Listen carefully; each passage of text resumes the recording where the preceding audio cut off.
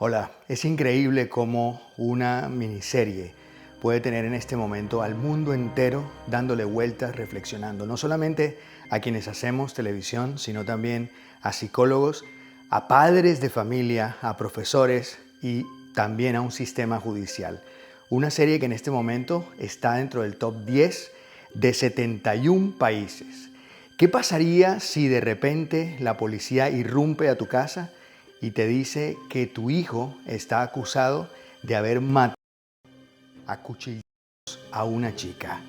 Y básicamente lo más loco de todo es que tu hijo no es un hombre hecho y derecho, sino que es un adolescente. La serie de entrada empieza a marcar la diferencia.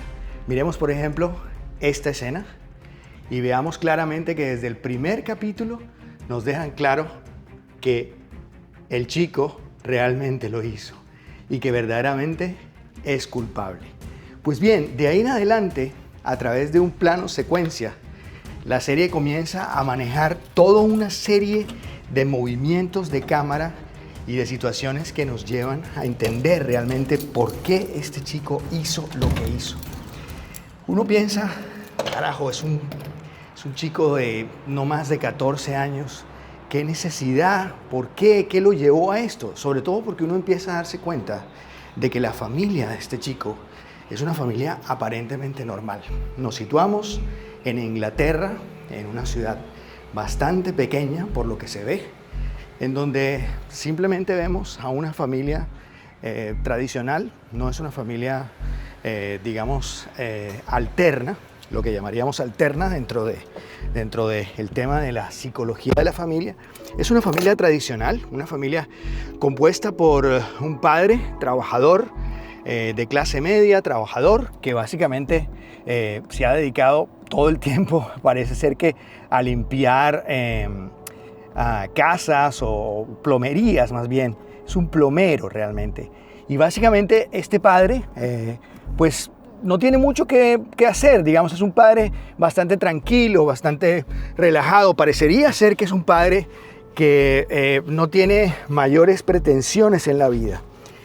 Casado con una mujer que conoce desde hace bastante tiempo.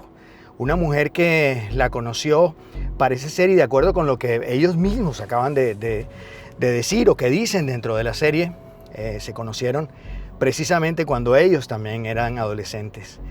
Y en medio de una canción de los 80, nos entenderemos un poco, nos daremos cuenta de cómo este papá, en medio de esta canción, vivió una situación bastante interesante, porque el momento en que la conoció, el momento en que se enamoró de ella, parece ser que fue un momento bañado por sangre, porque parece ser que se cayó en la pista, en fin, y parece ser que era un chico un poco torpe a la hora de llevar a cabo todo este tipo de conquistas.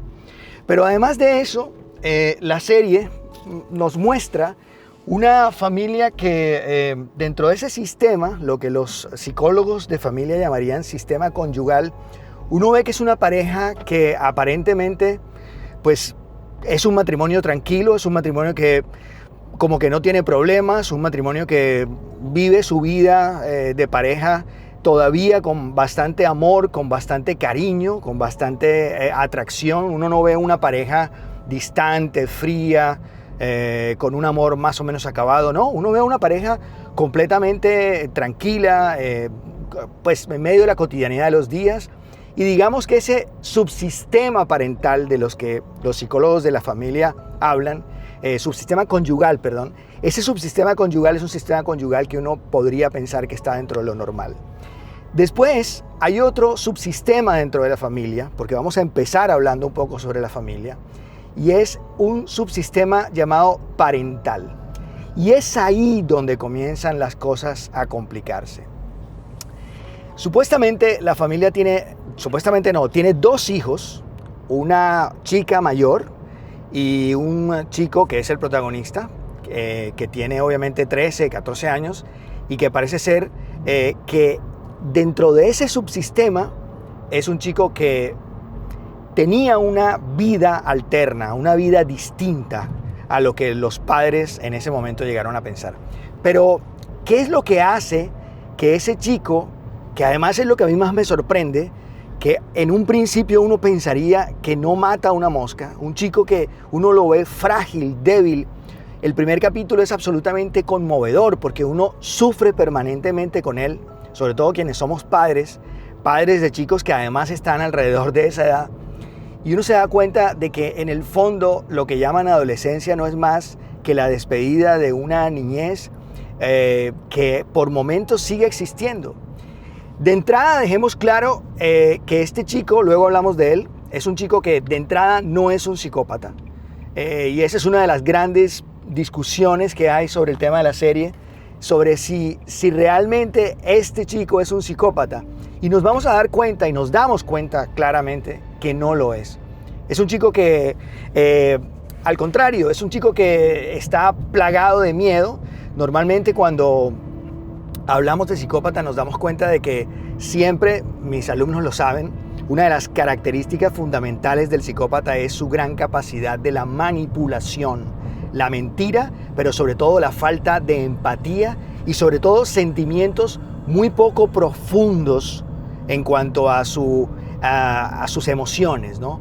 El psicópata casi nunca suele descomponerse de la manera en la que este chico llegó a descomponerse. Y ahí es donde uno se da cuenta de que el personaje no es un psicópata, sino más bien uno se da cuenta de que es un chico bastante asustado, que en principio solamente busca la figura de su padre, no de su madre. ¿Se dieron cuenta? Busca claramente la figura de su padre porque siente que con él hay una gran conexión. Y eso a mí personalmente, digamos, me entró muy fuerte en el corazón. Porque, pues claro, uno siente exactamente las mismas conexiones con su hijo. Y cuando estos chicos están más o menos viviendo una edad similar, pues evidentemente la sensación es mucho más fuerte. Entonces, de ahí en adelante nos damos cuenta de que la relación que tenía, digamos, de él con su padre, aparentemente era una relación mucho más de confianza. La madre uno la ve, digamos, es una mamá más bien pasiva, una mamá que parecería que pues, dentro de sus obligaciones llevar a cabo, sí, lo que una ama de casa, lo que una madre, lo que una esposa promedio podría llegar a vivir. Y en ese sentido, la conexión que tiene el hijo con la mamá es bastante poca. De esa manera, es el padre quien empieza sufriendo desesperadamente, casi que a punto del llanto, lo que le está ocurriendo a su hijo. Y es el padre el que comienza a darle unas instrucciones de qué es lo que tiene que hacer en un momento tan feo y tan horrible como es el estar invadido por una policía representada por un hombre y una mujer, dos agentes, en donde uno de ellos también es papá. Y está clarísimo en esta escena que les mostré, si quieren retrocedan, en donde claramente él está mostrando la serie que él es culpable y que evidentemente el cuchillo existió. ¿Se dan cuenta? Ahí les mostré esa serie, en esa escena en donde está rasgada la pared y en donde vemos que ahí el cuchillo está montado. Retrocédanlo y verán. Y básicamente en ese momento uno se da cuenta de que el papá que tiene a un hijo de esa misma edad se sorprende también y se estremece como nos estremecemos todos los padres. Pues el hijo tiene esa conexión con su papá, en el policía también el hijo está viviendo una relación particular con su padre, el policía trata también de ganárselo, pero volvamos a la familia. En esa familia vemos también dentro de los subsistemas familiares, ya vimos el subsistema conyugal, que es el padre y la madre, en donde dejamos claro que sí, hay una buena relación, pero luego vamos al subsistema parental, en donde estas normas, estos límites, esta figura de autoridad, evidentemente estaba bastante flaca y complicada. También hay otro subsistema en el subsistema familiar dentro de estos estudios de la psicología de familia, que es el subsistema filial, es el subsistema que existe entre los hermanos.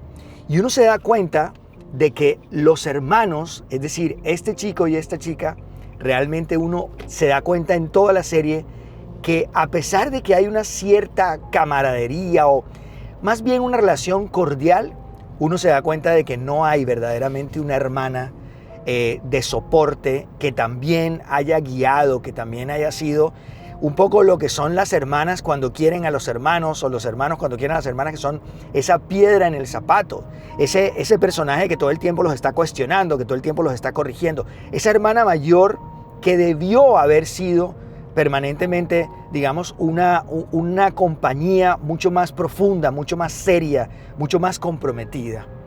Y en esa medida nos damos cuenta de que la relación entre hermanos era una relación que tampoco era verdaderamente profunda. Y finalmente nos vamos a ese individuo que es el individuo de nuestro protagonista. Y nos damos cuenta de que él, a pesar de que era un chico absolutamente brillante en el colegio, era un chico que tenía unas grandes carencias, y es verdaderamente lo que vamos a hablar a continuación.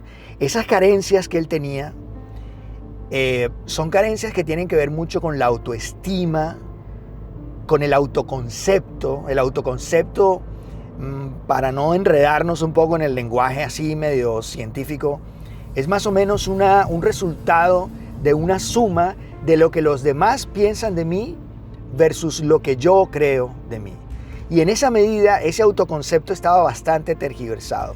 Porque si bien, eso es lo más paradójico del asunto, si bien este chico tenía unos desempeños académicos maravillosos, nos damos cuenta de que la presión social, la presión de su entorno, la sensación de él como valor propio, como individuo cuyo valor es evidente, no era tan fuerte.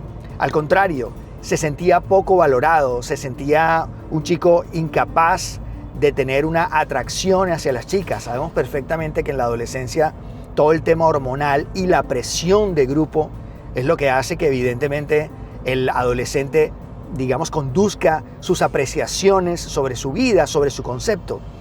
En este caso, el personaje muy poco sentía valor de él mismo, no se sentía atractivo, no sentía que podía verdaderamente atraer a ninguna chica, y claro, empezó a aislarse y a convertirse en un individuo que únicamente podía desfogar todo ese resentimiento que evidentemente se fue creando a partir de esa concepción distorsionada de sí mismo, del poco valor que tenía.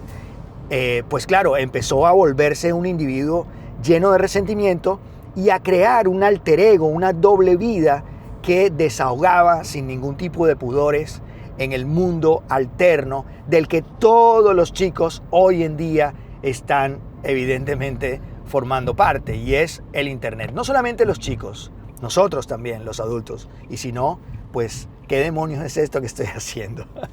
Pues claro, todos estamos montados en este mundo alterno en donde también existimos, donde también nos volvemos parte de toda una comunidad virtual que nos juzga sin conocernos, que nos ataca, que nos seduce, y que también a ellos especialmente, no a los seres humanos hechos y derechos, maduros, que ya de alguna forma tenemos nuestra vida clara, que nos hemos resuelto nuestro autoconcepto y que ya sabemos sin necesidad de que nadie nos valide cuánto valemos.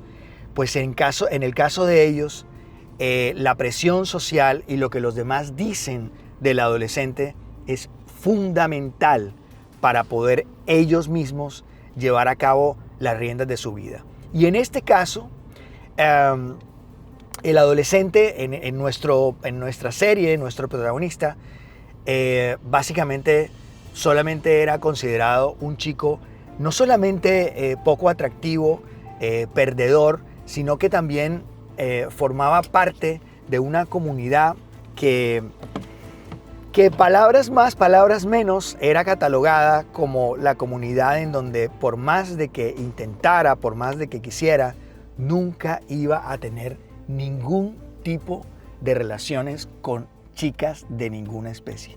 Y en esa medida aparece la víctima, porque la víctima, que es una de ellas, esas chicas inalcanzables que obviamente uno siempre pues delira o se vuelve loco cuando está en el colegio, pues evidentemente esa chica que todos querían, pues vivió un momento de fragilidad en donde se encarretó muchísimo con alguien que tristemente pues hace lo que muchos suelen hacer a la hora de tener relaciones con otros, y es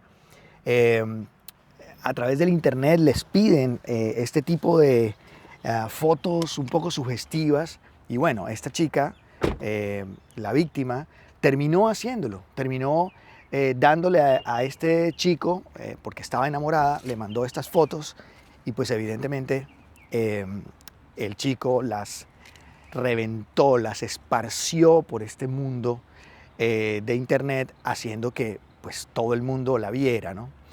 Pero lo más increíble del asunto es que nuestro protagonista, que babeaba por ella, sentía que era la gran oportunidad para poder tener una relación con esta chica. Y lo más absurdo del asunto es que, a pesar de todo, la chica no logró nunca considerarlo digno de poder tener una relación con él.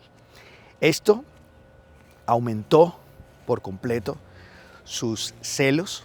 Esto hizo que este chico perdiera el control y, aprovechando un momento en complicidad con estos relegados de los que formaba parte, sus compañeros del colegio, la encontró en un lugar bastante solitario y la atacó metiéndole muchísimas puñaladas de una manera absolutamente visceral y enfocando y dejando claro la cantidad de resentimiento y de ira que le producía la frustración de no poder acceder a una chica como ella. Y claro, una reacción de ira, una reacción desde ningún punto preparada, una reacción propia de alguien que no es un psicópata, pues evidentemente deja muchos rastros. Esta es otra de las grandes características que nos llevan a pensar que no es un psicópata. Y esto va también, repito, para mis alumnos, que tienen que ver un poco con esos comportamientos de este chico. Si hubiese sido un psicópata, evidentemente todo hubiera sido mucho más frío, mucho más planeado, mucho más calculado.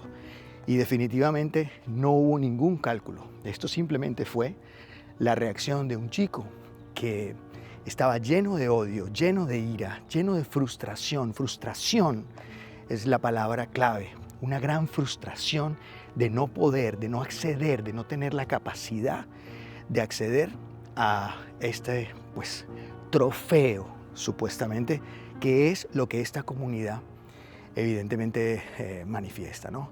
Las mujeres, desde ese punto de vista, son simplemente un objeto que puede ser ganado o perdido, pero que desde ningún punto de vista es valorada por sus sentimientos, por lo que uno verdaderamente podría llegar a considerar que una mujer es valorada, ¿no? Esto es simplemente un pedazo de carne, pero además es una reacción como para castigar este tipo de mujeres que tienen un cuerpo espectacular y que desde el punto de vista de ellos hacen lo que les da la gana y torturan y de alguna manera destrozan las iniciativas o los gustos de los hombres. Entonces, evidentemente, pues son un peligro, son un gran peligro. De ahí, claramente, el individuo pasa a la siguiente fase, que es el colegio. Y es ahí donde viene la segunda gran crítica de este espectacular relato que es adolescencia. El tema del colegio evidencia lo que también forma parte de ese mundo, de este individuo, y es un mundo en donde no hay normas. Cuando le echamos un vistazo al colegio, somos simplemente ese espectador que va y que camina y que entra a esos mundos de nuestro protagonista.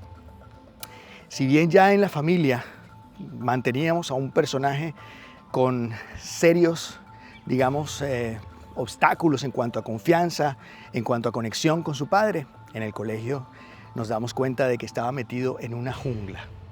No solamente era un personaje que formaba parte de un colegio agresivo, en donde los profesores eran muy poco respetados, en donde las normas no estaban tan claras, donde los chicos hacían lo que les daba la gana, donde uno se da cuenta de que cuando los policías llegan a tratar de explicar lo que está pasando, hay una banalización, hay una falta de compromiso, una falta de seriedad, de empatía sobre lo que le estaba pasando, a lo que le pasó a esta chica. Evidentemente, porque ahí simplemente tampoco teníamos un lugar en donde pudiéramos darnos cuenta de que los límites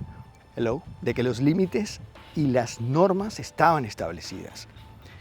Y desde ese punto de vista, este fue el escenario en donde también creció este chico. Además, creo que es importante recalcar que hay un compañero, porque el cuchillo utilizado, ese cuchillo de esa escena que les mostré, ese cuchillo simbólico que estaba ahí en esa pared, es un compañero que también forma parte de la misma tribu, de la misma cultura, ¿no? Y evidentemente esa cultura se une porque está conectada a partir de su frustración y le dio a este muchacho el cuchillo con el cual él llevó a cabo su asesinato. En el colegio me llamó la atención no solamente la falta de normas, sino también me llamó la atención algo tremendo, y es una escena en donde una profesora no tiene ni la más remota idea de conocimientos básicos de lo que puede suceder en Internet. Pero si hay algo peor, es el sistema judicial, porque tuvo que ser el hijo del policía, que además estudiaba en el colegio, quien terminó dándole a este señor, a su padre, en una relación que tampoco está del todo resuelta entre padre e hijo, y que trata de resolverse, por lo menos esa relación es un poco más sana, pero fue este niño el que le explicó a su papá que los emojis que se mandan los adolescentes en Internet, que el lenguaje que utilizan, no son para nada inofensivos. Tienen una carga por dentro, tienen un significado que nosotros los adultos, cuando no estamos del todo conectados con lo que ocurre con los niños y los adolescentes, pues desconocemos. Entonces, si uno se da cuenta, realmente lo más interesante del asunto fue que el hijo del policía fue el que le explicó a su padre realmente qué era lo que estaba ocurriendo.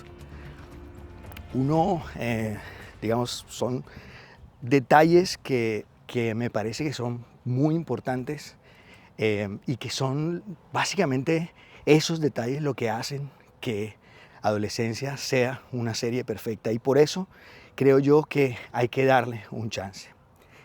Y después, bueno, ¿qué puedo decir? Después viene un capítulo que a mi manera de ver es el mejor capítulo de todos. Es un capítulo tan maravilloso en donde en una sola escena, tengo entendido además que fue el primer momento real donde Owen Cooper, el actor, verdaderamente estaba empezando a actuar. Antes de eso, como que no había nada más, no había estado ni en teatro, no había hecho televisión, no había hecho absolutamente nada. Y Owen Cooper aparece en esta escena. Es como si hubiera salido de la nada y le hubieran dicho, listo, venga a actuar, y le hubieran puesto una escena de este nivel de 45 minutos en una toma continua, en donde únicamente lo único que tenía que hacer era enfrentarse con una psicóloga. Y este enfrentamiento nos deja ver la cantidad de maravillas que tiene la escena. La escena es magistralmente escrita. Uno se da cuenta de que no existe un solo personaje. Uno se da cuenta, contrario a todo, de que realmente este chico son muchos chicos a la vez. Este chico verdaderamente es mucho más de lo que uno pensó que iba a ser. Y evidentemente, pues la psicóloga lo que hace de entrada es tratar de conectar con él. Se supone que ya llevan unas sesiones juntos donde él cree que hay una amistad. La psicóloga está haciendo su trabajo de una manera maravillosa, pero evidentemente también se ve cómo para el profesional a veces es difícil tratar de separar ciertos sentimientos. Y en esa medida uno se da cuenta de hasta dónde puede llegar, cuál es la profundidad del alma de este chico. El detalle del sándwich con el que abre y cierra el capítulo es maravilloso. Ella trata de darle, digamos, un sándwich con una cantidad digamos, con unos ingredientes que a él no le gustan mucho, pero utilizando todos los trucos y las estrategias perfectas para saber exactamente cómo maneja él la intolerancia, ¿no? Y así pasa también con la policía cuando le pregunta cosas, o con el abogado cuando le pregunta, el abogado exactamente, cuando le pregunta cosas como qué tal le va en el colegio, que él dice, ¿y qué tiene que ver mi colegio con todo esto? Y verdaderamente él lo que hace es jugando un poco a despistarlo, a cambiarle un poco el chip para poder atacarlo y preguntarle lo que debe preguntarle cuando llega el momento adecuado, que es lo que tiene que ver con su asesinato. En todo caso, la escena de la psicóloga es maravillosa. Es una escena que, además, si ustedes miran, el tema del sonido es fantástico, el diseño de sonido de la escena, de toda la secuencia, porque si se dan cuenta, cuando vemos a este personaje alterado, nos damos cuenta de que el sonido del aire acondicionado, el sonido de afuera, inmediatamente se dispara, ¿no? Comienza a volverse insoportable, y esto es maravilloso. El capítulo 3 a mí me parece que debería ser estudiado por buena parte de los que están aspirando a escribir y por nosotros, quienes ya llevamos muchísimo tiempo en esto, porque creo que se manejan los tiempos, los ritmos y las sutilezas de una manera maravillosa. Y finalmente nos vamos con el último, que yo creo que cierra un poco la triste historia de este chico que claramente pues llevó a cabo este crimen a punta de frustración y de resentimiento. Y en el cierre creo yo que, aunque muchos no lo crean, me parece que lo que hay es un final feliz. No me vayan a criticar por esto, pero para mí es un final feliz. Es un final feliz porque cuando el personaje llama a decir, quiero que sepan que me voy a entregar, pues hombre, lo que se está viendo ahí y se ve de una manera contundente es que todo este proceso que él vivió, si bien al principio comenzó con una gran mentira, yo no lo hice, nunca lo hice, jamás hubiera sido capaz de acabar con la vida de nadie, termina haciendo todo lo contrario, y es reconociendo que sí cometió un error, reconociendo que cometió un crimen, reconociendo el hecho de decir voy a declararme culpable de mi asesinato, voy a declararme culpable de lo que yo hice, nos muestra de una manera contundente un paso hacia la madurez, un paso hacia el hecho de decir, coño, yo hice lo que hice, lo negué durante todo este tiempo, pero todo este proceso de reflexión, todo este tiempo aquí metido, me va a llevar a mí a ser responsable de mis actos. Todo el mundo lloró, la familia se quiebra por completo, evidentemente, porque saben que entregarse de esa manera, pues es simplemente la respuesta clara de una vida entera en la cárcel. Pero si lo vemos desde el otro lado, es un individuo que maduró, es un individuo que en ese punto salió de la adolescencia y entró a la adultez. Le tocó volverse adulto a las patadas, pero lo hizo y lo hizo en el momento en que dijo, voy a declararme culpable. Luego viene algo que a nosotros como padres nos revienta mucho, a mí como psicólogo también me deja muchas cosas que reflexionar, pero más que todo también como guionista, porque es una escena maravillosa en donde se preguntan qué hicimos mal, en qué la cagamos, en qué pudimos fallar ¿Por qué uno de nuestros hijos es una chica, la mayor, es una chica que no nos da problema, que nos da tanto orgullo? ¿Y qué pasó aquí? O sea, ¿qué fue lo que pasó aquí? Y la respuesta de la madre es excelente, es maravillosa, es contundente también, y es: los criamos exactamente igual. Y ahí es donde nos deja claro que hay situaciones que no es para lavarse las manos, cuidado, pero hay situaciones en donde los padres no podemos estar 100% en el control de nuestros hijos. Pero hay situaciones en donde tenemos la oportunidad de intervenir y muchas veces no lo hacemos. Creo que es una gran lección para estar más pendiente de lo que pasa, para volverse más cómplices de nuestros hijos, y sobre todo el personaje también nos dejó ver en el último capítulo algo que él toda la vida trató de evitar y que a él también le pasó, y es que su padre era demasiado violento, le pegaba, lo maltrataba, lo trataba muy mal, y él conscientemente lo que hizo fue que se fue hacia el otro extremo, o sea, se fue a un extremo contrario, y es a una permisividad, a una ausencia, ¿no? Recordemos que hay tres tipos de autoridad, digamos. Está esta parte autoritaria y violenta, que fue lo que pasó con el padre, con el abuelo del chico, en este caso. Está el segundo tipo de autoridad, que es la ausencia, que yo creo que ahí también pasó, y esto es lo que vive el padre del chico. Y está evidentemente una autoridad más democrática, que es la que todos deberíamos procurar.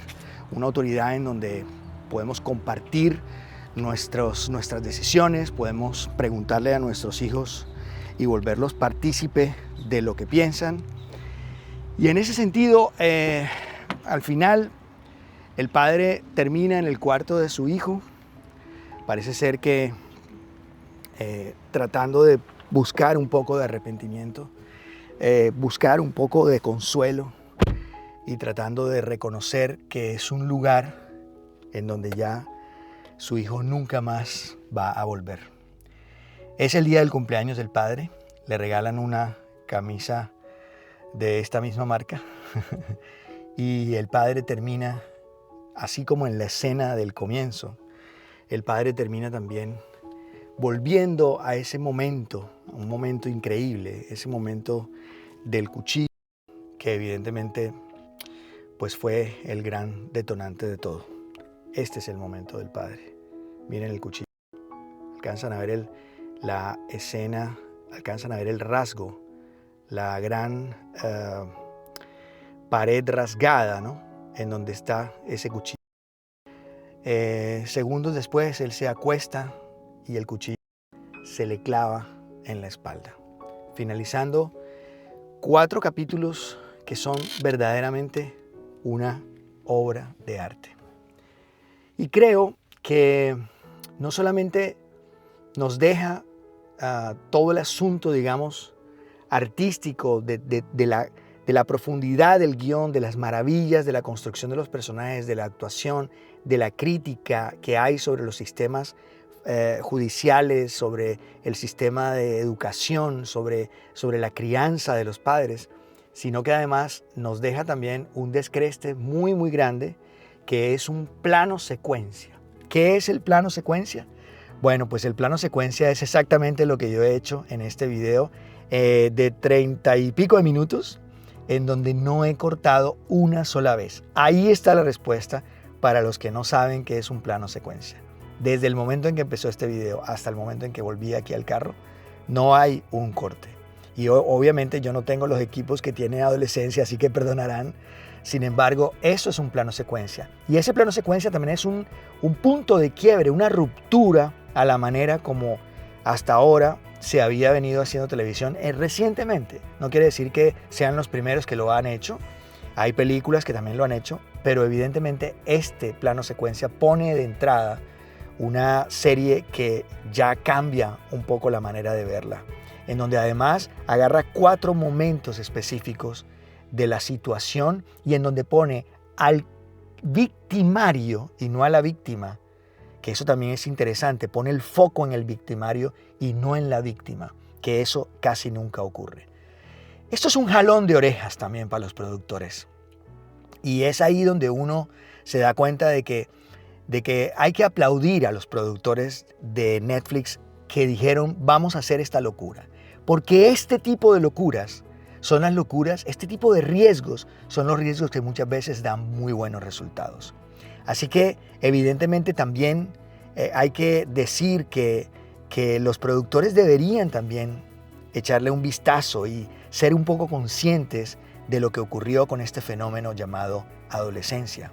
Como cuando un creativo lleva una historia y de pronto una historia bastante rara que parecería que no les suena mucho, no tienen por qué formatearlo ni ponerles ese vestido como si fuera una cárcel, el uniforme o una oficina para que todas las series se parezcan a lo mismo en cuanto a su hechura, en cuanto a su realización, en cuanto a su elenco. Qué interesante cuando tú revientas la pantalla con un chico con el que además nunca habías visto. Ellos querían hacerlo para que evidentemente la gente pues lo sintiera más real, pero qué interesante que un productor diga que perfecto, vamos a hacerlo así y no traigamos a la estrellita del momento.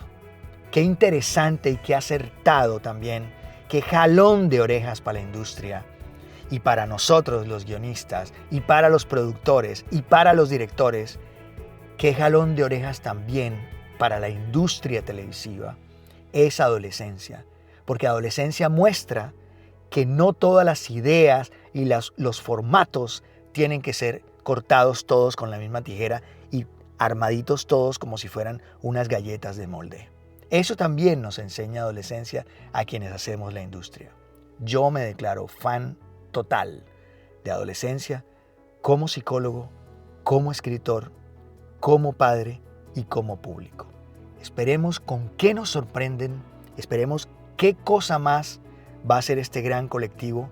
Le deseo toda la suerte a Stephen Graham, el creador, el co-creador, y sobre todo a este chico que ojalá en el camino no se termine convirtiendo en un Macaulay Culkin o en alguien que termina volteándose y yéndose hacia otro lado.